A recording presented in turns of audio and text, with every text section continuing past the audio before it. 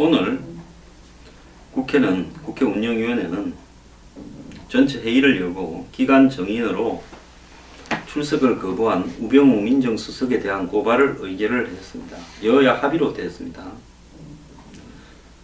자, 고발 내용에 따라서 3년 이하 징역 또는 1,000만 원 이하의 벌금에 처해질 수 있습니다.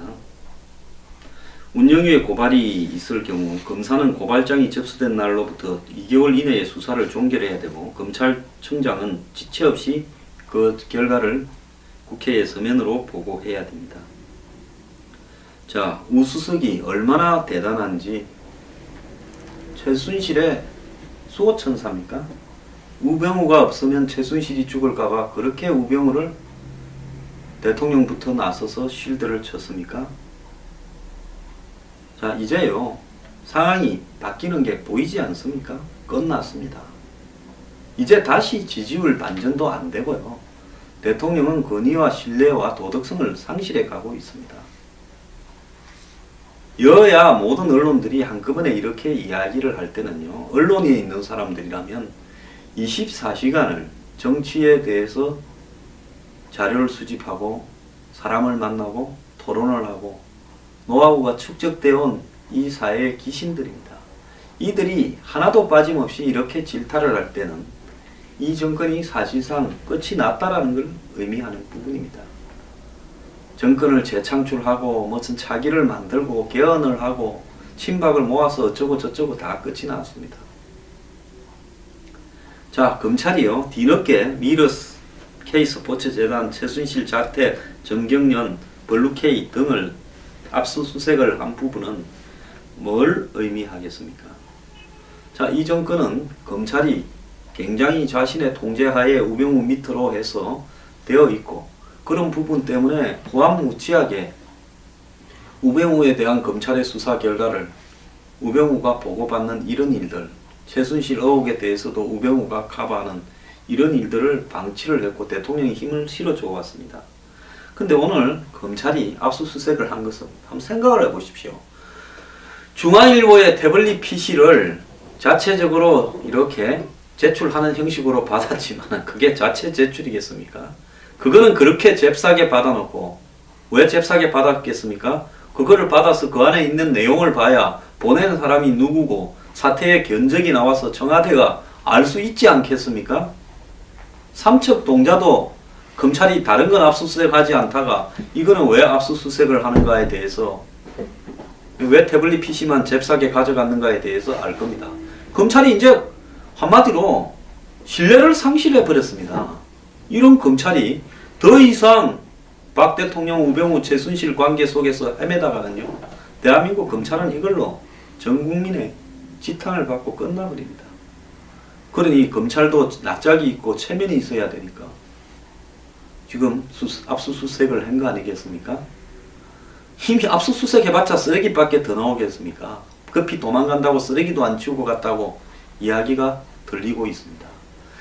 저는 JTBC에서 태블릿 PC를 물건 보관하는 데서 구했다는데 그 말도 믿지 않습니다. 제가 순수하게 생각하는 관점은 여기에 관여했다가 팽을 당한 어느 누군가가 중요한 핵심 자료가 든 것을 하나 이렇게 빼서 오랫동안 준비를 했을 거라고 봅니다. 만약에 대비해서요, 빼돌렸고 그것이 JTBC에 넘어갔을 거라고 보고 있습니다. 그러면 지금 문건에 관한 내용이 다일까요? 또 더 없을까요? 최순실과 고영태, 차은택, 이성한부터 해서 김성현, 이런 거론되는 인물들 중에 보면 서로 간의 관계에서 권력을 놓고 다투는 알력이 굉장히 진행된 것 같고, 그 부분에는 단지 권력과 돈을 둘러싼, 출세를 둘러싼 알력 외에도 사적인 이유도 있을 거라고 봅니다. 1,500만 원의 벌금을 받은 마약 증가가 있는 사람, 부산 해운대에서 술집에서 일했다는 사람, 유흥업소에서 최순실을 만났다는 40대 초반이 61살 최순실과 반말을 하고 싸웠다. 자, 이것도 또 사실이 아닐 거라고 하죠. 그런데 한번 보십시오. JTBC가 한 일주일쯤 전에 최순실이 청와대 연설문 고치는 것을 즐겼다. 이렇게 보도가 나오고 국회에서 민경욱 의원, 새누리당 청와대 대변인 출신이죠. 유원종 실장한테 물었습니다. 둘이 짰는지요? 그러니까 실소를 금하지 못하겠다. 그러면서 중세시대나 가능한 일이다 했는데 그 말이 떨어지기 무섭게 중세시대나 가능한 실소를 금치 못할 일이 눈앞에 나타났습니다. 그렇다면 지금 여기에서 등장하고 있는 내용들 중에 앞으로 얼마나 더한 것이 터져 나올지 모릅니다. 이런 한마디로 비선권력, 권력의 사유화에서 자기가 살아남는 방법은 상대의 약점을 쥐고 있어야 살아남는다라고 생각을 하고 이 일에 연루되어서 팽당한 사람들 또 이 일에 연루되어서 지금 의혹의 대상이 된 사람들은 수도 없이 서로가 서로를 배신하기 시작을 할 겁니다. 모두가 최순실을 배신할 겁니다. 어제부로 아마 이제 최순실은 끝장이 났다라고 이 일에 연루된 사람들은 다 알고 있을 거고요. 그 사람들은 자기가 가진 자료들을 뿌리면서 이제 자기를 보호하려고 할 겁니다. 지금까지 나타난 것이 예고편일 수도 있고요. 숱한 이야기들이 더 터져 나올 수 있는 것이 이런 지저분한 사적인 권력의 종말에 가는 과정입니다. 옛날에 YS 때 보면 김현철 씨가 비뇨기과에서 어디 권력층과 통화하는 장면이 권력을 행사하는 장면이 녹화에 다 걸리지 않았습니까? 그래서 이번에도 그 이상의 내용들이 나오기 시작할 겁니다. 당장 어제 저녁에 최순실이 장소를 마련해서 거기서 박근혜 대통령의 옷을 직접 고르고 옷감을 고르고 실제로 박 대통령이 입은 옷을 만드는 장면들, 거기에 청와대 행정관들이 동원된 장면들, 행정관들이 최순실을 어떻게 모시는가에 대한 장면들이 이야기가 나오고 있지 않습니까? 그리고 3인방 중에 한 명이 최순실 사무실에 매일 이렇게 30cm 두께의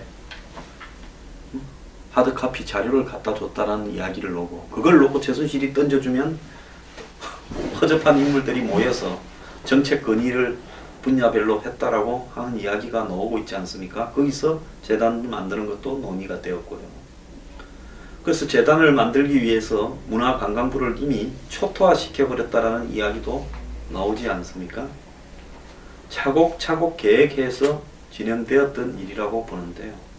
많게는 3천억도 재산이 더 된다라는 여자가 이 개인적인 탐욕 때문에 벌어진 일을 대통령은 기업이 자발적으로 한마디로 자신이 하는 창조 경제와 문화 융성에 스스로 이렇게 동참한 거라고 미화를 시켰습니다.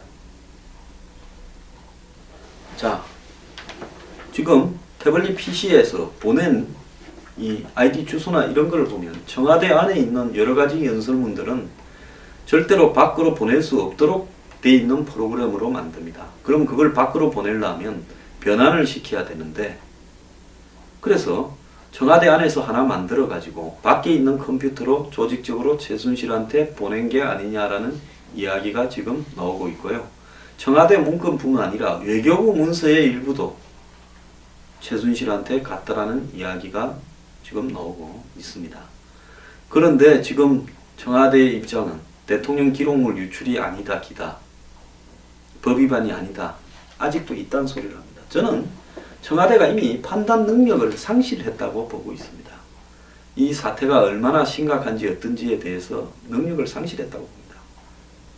아직도 애정을 가진 분들은 문재인은 더한데 문재인 종북을 제거하지 않고 이 일을 뭐 주로 황장수는 떠드냐 저보고 이런 비판을 하는데요. 그 문재인 부분은요. 지금 나서서들 그렇게 말씀하시는 분들이 나서서들 한번 해보십시오. 이슈화가 되는가요? 제가 초반에 이야기하지 않았습니까? 문재인의 안보적 정체성을 문제 삼아서 보내버리려면 최순실 문제를 먼저 자발적으로 정리하고 우병우도 정리해야 된다라고 하지 않았습니까? 그거 안 되면 절대 안 된다고 하지 않았습니까? 그대로 되지 않습니까? 지금 최순실은요, 독일에 있는지 어디에 있는지 변호사를 통해서 대응하고 있고, 자기에 대해서 보도를 하는 유럽의 성화 관련 보도 언론사에 변호사가 공문을 보내서 그 사람이 한국의 뭐 국회의원한테도 전화를 왔다 이렇게 이야기가 나오는데요. 아직도 사태 파악을 못하는 것 같습니다. 법률적 대응으로 자신을 비난하는 사람을 대응을 해서 입을 막으려고 합니까? 청와대는 대통령 기록물이다 아니다 이 이야기를 하고 싶습니까? 이미 최순실한테 공개된 내용만 보더라도요. 국가 기밀을 유출받았다는 것은 확실을 합니다. 자, 대통령이 어제 사과를 하면서 자기가 최순실한테 과거에 인연이 있고 도움을 어려울 때 도와줘서 최순실한테 홍보나 연설 관련 내용들을 듣고 보좌진이 갖춰지기 전에 여러 도움을 받았다 이랬는데 대통령이 그렇게 안으면 문제가 안 됩니까? 이 나라의 대통령직을요. 모든 문제가 생겼을 때 그런 거 안 하라고 대통령직을 주고 형사소출을 피하게 한 게 아닙니다. 안아질 수가 있는 게 있고 안아질 수가 없는 게 있습니다. 최순실에게 갔던 국가기밀자료, 인사파일 자료, 청탁자료 이런 부분들은 전부 수사 대상이고요. 이제 대통령이 최순실을 더 커버하면요. 더 실드를 치면 대통령도 수사 대상임을 피할 수 없습니다. 지금까지 내용을 가지고도 야당은 대통령을 탄핵하자 하야해라 이야기를 설설 하고 있습니다. 이제 누가 대통령을 실드를 치겠습니까? 새누리당이 그렇게 하겠습니까? 어제 이정현 대표 나도 연설을 할 때 친구한테 물어보고 한다. 그렇게 하겠죠. 말은 때와 시간과 장소에 맞추어서 할 줄을 알아야 됩니다. 이정현 대표는 어제 그 말을 함으로써요. 최종적으로 무너지는 집에 깔려서 죽었습니다. 말도 때와 장소에 가려서 할 때가 있다는 것을 시다바리 리더십, 머슴 리더십을 가진 사람은 알지를 못하지요. 어제는 이정현 대표가 마지막으로 무너져가는 난파선에서 탈출을 해야 될 시점이었는데 끝나버렸습니다. 앞으로 이정현도 새누리당에서 당대표로서 역할을 제대로 못하게 될 겁니다. 제가 뭐라고 그랬습니까? 처음에 이정현이 되었을 때 제가 저 사람은 개인을 위해서는 영광일지 몰라도 결국은 국민을 위한 이득이 될지 의문이다라고 이야기를 하지 않았습니까? 결국 그렇게 돼버리지 않습니까? 최순실 의혹과 관련해서요. 이제 주요 외신들이 일제히 비중 있게 보도하고 있습니다.